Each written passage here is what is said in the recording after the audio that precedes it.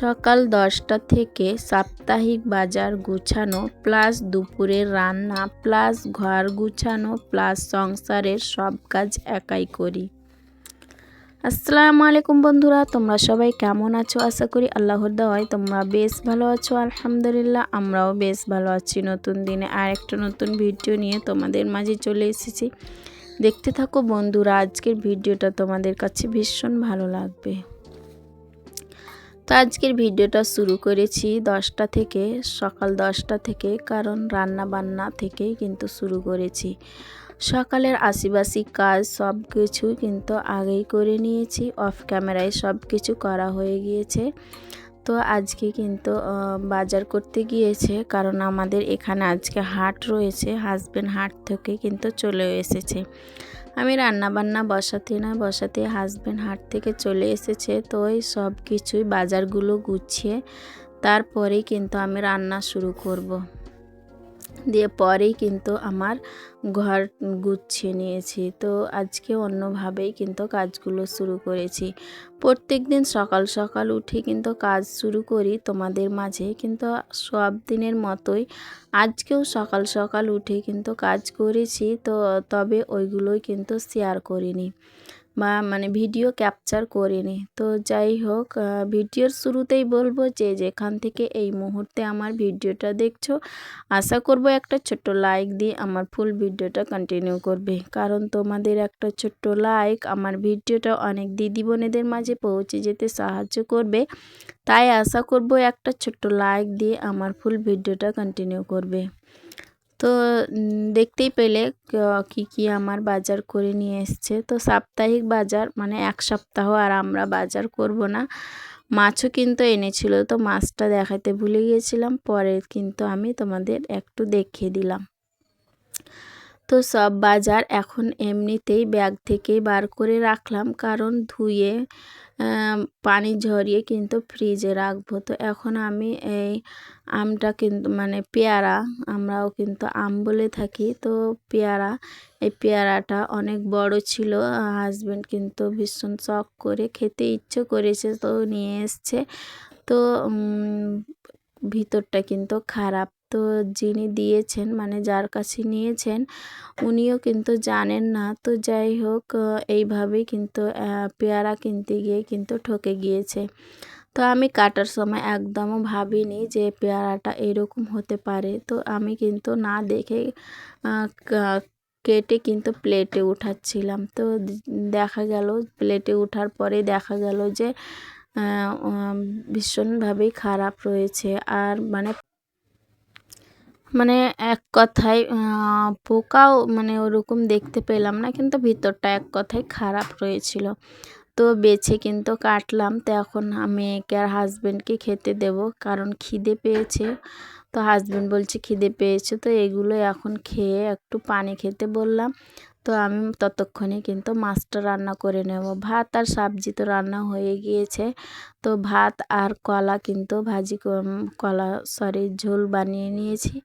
তো কাঁচকলা রান্না করেছিলাম, আর মাছ দিয়ে, ওই কালকের ছোট মাছ ছিল সেই মাছ দিয়েই কিন্তু রান্না করেছি। আর এখন কিন্তু এই রুই মাছটাও রান্না করে নেব। তো যাই হোক, পেয়ারা আর মৌসুমি কেটে কিন্তু খেতে দিলাম হাজব্যান্ড আর মেয়েকে, আর আমি কিন্তু এদিকে রান্নাটা করে নিচ্ছি। তো রান্না বান্না হলেই কিন্তু হাজব্যান্ড খুব তাড়াহুড়ো করছিল, কারণ তার অন্য জায়গা যেতে রয়েছে। তো ওখানে ডাক পড়ছে, বারবার ফোন করছে, ডাকছে, তাড়াহুড়ো করছে। তো সেই কারণে হাজব্যান্ড কিন্তু চটজলদি করতে চাইছে। তো যাই হোক, আমিও কিন্তু ঝটপট করে রান্নাটা করে নিচ্ছি। তো রান্নাটা বসিয়ে দিয়েছি, রান্না হয়ে গিয়েছে। তো এদিকে রান্না করছি আর আমি ভাত তরকারি কিন্তু ওই রুমে নিয়ে যাচ্ছি। তো বেডরুমে হাজব্যান্ড আজকে খাবে, বেশিরভাগ দিনই কিন্তু ওখানেই খায়। তো আমাদের তো ওইরকম মানে হেলফেল জায়গা নেই, একদম আঁটো-সাঁটো জায়গা আর জয়েন্ট ফ্যামিলি।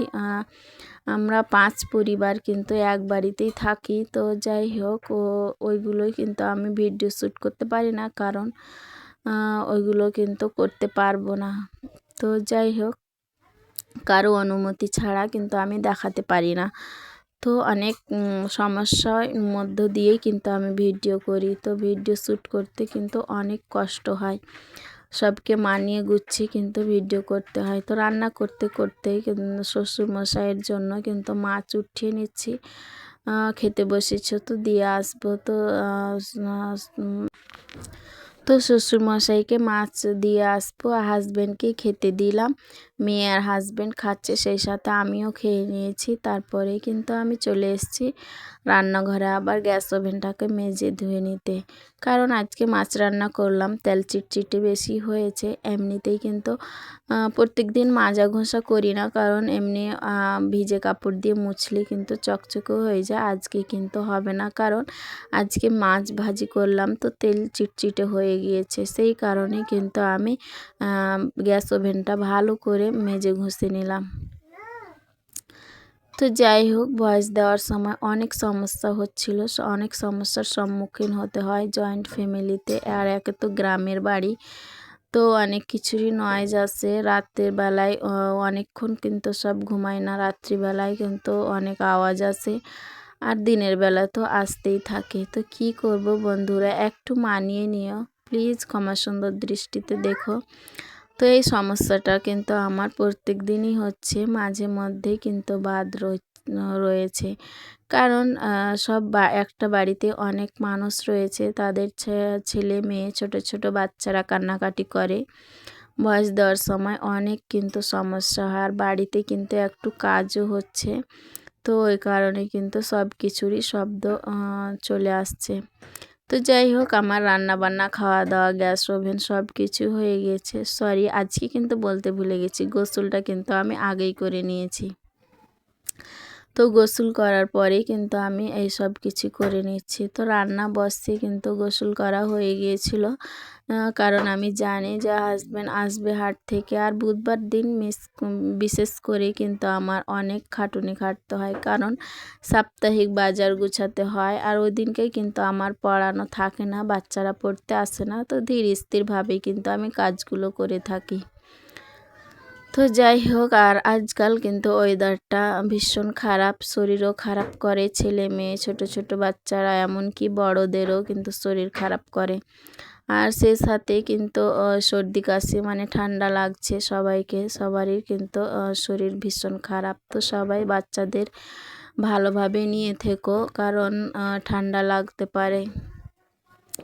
তো ওই কারণেই কিন্তু ওইভাবেই কিন্তু আমি কাজগুলো গুছিয়ে নিচ্ছি। মেয়েকে গোসল করিয়ে কিন্তু মেয়ের ঘুম পাড়িয়ে দিয়েছি, মেয়ে কিন্তু ঘুম পেড়েও নিয়েছে।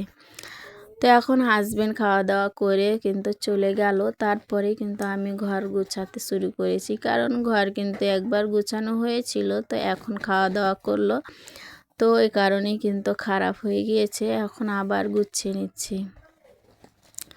তো বিছানার উপরেই ভাত খেয়েছে, তো ওই কারণেই কিন্তু ভাত পড়েছিল, মেয়ে তো ছোট, ভাত তো ফেলতেই পারে। তো সেই কারণে কিন্তু এখন আবার সুন্দর করে টান টান করে গুছিয়ে নিচ্ছি। তো এইভাবেই কিন্তু আমি বুধবার দিনটা আমার অনেক কাজ হয়, আর আমি ধীর স্থিরভাবেই কিন্তু কাজগুলো করে থাকি। তো যাই হোক, মাত্র কয়েকটাই কিন্তু জামা কাপড় ছিল, আর এখানে কিন্তু একটা নাইটি নিয়েছি আজকে, ওই নাইটিটা ভাঁজ করলাম। তো প্রথমে এই নাইটিটা যেটা এখন আমি আলনায় রাখতে যাচ্ছি, এই নাইটিটা কিন্তু নিয়েছি। আগে দুটো নিয়েছি ওই রকম, তো আজকে কিন্তু অন্য কালার, তো ওই রকমই নাইটি কিন্তু নিয়েছি, ভীষণ পরতে আরামদায়ক, একেবারে হালকা আর পাতলা, মানে গরমে বিশেষ করে খুবই সুন্দর হবে, ভালো হবে। তো গরমের জন্যই কিন্তু। আর একেবারে কালারফুল, ভীষণ ভালো লাগে। আর বলে নাকি এইগুলো বাংলাদেশি নাইটি। তো ওই নাইটিগুলোই কিন্তু আমি একদিন 3টা নিয়েছিলাম, আজকে একটা 4টা আমার নাইটি কিন্তু নেওয়া হলো। তো যাই হোক, ওয়েদারটা ভীষণ খারাপ। তো রোদ রোদ থাকতে থাকতে আবার বৃষ্টি, আর সব সময় কিন্তু মেঘলা মেঘলা দিন হয়ে থাকছে। তো ঠান্ডাও নেমে এসছে হালকা পাতলা। রাত্রিবেলায় অনেক ঠান্ডা লাগে, ফ্যান চালালে ঠান্ডা লাগে, ফ্যান না চালালে আবার মশা লাগে, গরম লাগে। তো এইভাবেই কিন্তু আমাদের মানিয়ে চলতে হচ্ছে। তো যাই হোক, যে সমস্ত দিদি বোনেরা আমার চ্যানেলের মধ্যে নতুন এসেছো, আমার ভিডিও প্রথমবার দেখছো, আমার ভিডিও দেখতে যদি তোমাদের একটু হলেও ভালো লেগে যায়, তাহলে আমার চ্যানেলটাকে সাবস্ক্রাইব করে বেল আইকনটা প্রেস করে দিতে পারো। এতে করে যেটা হবে, আমার ভিডিও ছাড়া মাত্রই তোমাদের কাছে নোটিফিকেশন সবার আগে পৌঁছে যাবে। তখন তোমরা সময় সুযোগ করে দেখে নিতে পারবে। আর যারা অলরেডি এই কাজটি করে দিয়েছো, তাদেরকে অসংখ্য ধন্যবাদ। তো আমি সবজিগুলো কিন্তু ধুয়ে পানি ঝরতে দিয়ে দিয়েছি, তারপরে কিন্তু আমি আমার বেডরুমের কাজে লেগেছি। তো যাই হোক, এইভাবেই কিন্তু কাজগুলো আজকে করে নিচ্ছি। আজকে অন্যরকমভাবেই কিন্তু কাজ করলাম। তো সকালে উঠে কিন্তু সব আশিবাসি কাজ করে নিয়েছি, তারপরেই কিন্তু ওইগুলো ভিডিও করিনি, ক্যামেরা বন্দি করিনি। তো এখন কিন্তু ওই কাজগুলো করে নিলাম। এখন ঘর মুছে আর সোফার কভার পরিয়েই কিন্তু তোমাদের কাছ থেকে বিদায় নিয়ে নেব আজকের মতো। তো যাই হোক, ওই কাজগুলো মানে মুছামুছি করতে না করতেই কিন্তু আজানের টাইম হয়ে গিয়েছিলো, মাগরিব হয়ে গিয়েছিল। তো দিন তো অনেকটাই ছোট হয়ে গিয়েছে, কাজ করতে করতে মাগরিব হয়ে গেল। আমি বুঝতেই পারলাম না কিভাবে সময়টা আমার চলে গেল। তো মাগরিবের আজান পড়ছে, সেই কারণে কিন্তু ঘরটা মুছেই কিন্তু আমি মাগরিবের নামাজ পড়ে নেব, তারপরেই কিন্তু সোফার কভারগুলো পরাবো। তো আজকে রাত অবধি কিন্তু তোমাদের মাঝেই ছিলাম, তো রয়েছি। তো যাই হোক, এইভাবেই কিন্তু আমি আজকে কাজগুলো করে নিলাম।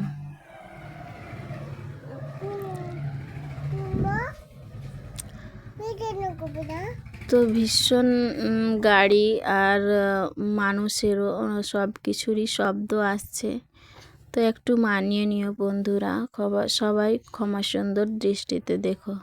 তো আমার নামাজ পড়া হলো, তারপরে কিন্তু আমি চলে এসেছি সোফার কভারটা পরাতে। তো এখন সোফার কভার লাগিয়ে কিন্তু তোমাদের কাছ থেকে বিদায় নিয়ে নেব। ভালো থাকো, সুস্থ থাকো, সবাই হাসি খুশি থাকো, এইভাবে সবাই আমার পাশে থেকো। আসসালামু আলাইকুম।